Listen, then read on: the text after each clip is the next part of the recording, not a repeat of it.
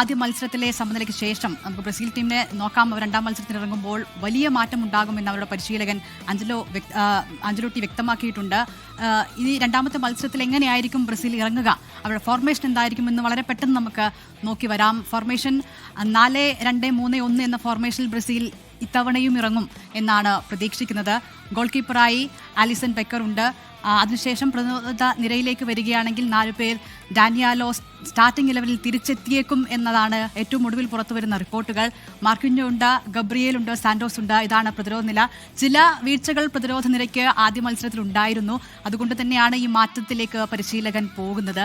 മധ്യനിരയിലേക്ക് വരുമ്പോൾ മധ്യനിര ഏറ്റവും കൂടുതൽ മാറ്റം ഉണ്ടാകേണ്ടത് അവിടെയാണ്. കളി മനയേണ്ട സ്ഥലമാണ്. അവിടെ ചില വീഴ്ചകൾ ബ്രസീലിന് ആദ്യ മത്സരത്തിൽ ഉണ്ടായിരുന്നു. അതുകൊണ്ട് തന്നെ മാറ്റം ഉണ്ടാകുമെന്ന് പ്രതീക്ഷിക്കുന്നു. ബ്രൂണോ ഗിമെറസ് ഉണ്ട്, കാസിമിറോ ഉണ്ട്, റഫീഞ്ഞയുണ്ട്, പക്കറ്റുണ്ട്, വിനീഷ്യസ് ജൂനിയർ ഉണ്ട്. അതിൽ വിനീഷ്യസ് ആദ്യ മത്സരത്തിൽ ഗോൾ നേടിയിട്ടുണ്ട്. അതിനപ്പുറത്തോട്ട് മധ്യനിരയിൽ ആരാധകർക്ക് ചില നിരാശയുണ്ടായിട്ടുണ്ട്.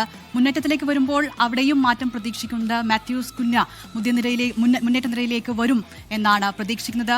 മൊറോക്കോയുമായുള്ള മത്സരത്തിൽ നിന്ന് ഏറ്റവും ചുരുങ്ങിയത് 2 മാറ്റങ്ങളെങ്കിലും ബ്രസീൽ ടീമിൽ ഉണ്ടാകും എന്നാണ് പ്രതീക്ഷിക്കപ്പെടുന്നത്. സ്ട്രൈക്കർ ഇഗോർ തിയാഗോയ്ക്ക് പകരം മാത്യൂസ് കുഞ്ഞ ടീമിൽ ഉൾപ്പെടുത്തിയേക്കും മുന്നേറ്റത്തിൽ. ഒപ്പം പ്രതിരോധ നിരയിൽ വന്നാൽ റോജർ ഇബാനസിന് പകരം ഡാനിയലോ വന്നേക്കും. ഈ 2 മാറ്റങ്ങൾ പ്രതീക്ഷിക്കുന്നുണ്ട്.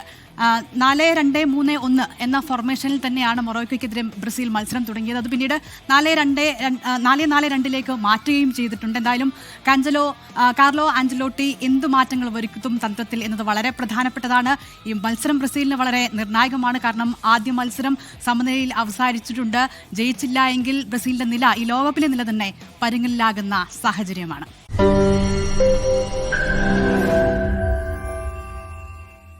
ലോകത്തെവിടെയായാലും ഏത് സമയത്തും 24 വാർത്തകളും ഓഗ്മെന്റഡ് റിയാലിറ്റി പാക്കേജുകളും എക്സ്പ്ലെയിനറുകളും വിശദമായി കാണാൻ ഞങ്ങളുടെ യൂട്യൂബ് ചാനൽ നിങ്ങൾക്ക് സബ്സ്ക്രൈബ് ചെയ്യാം.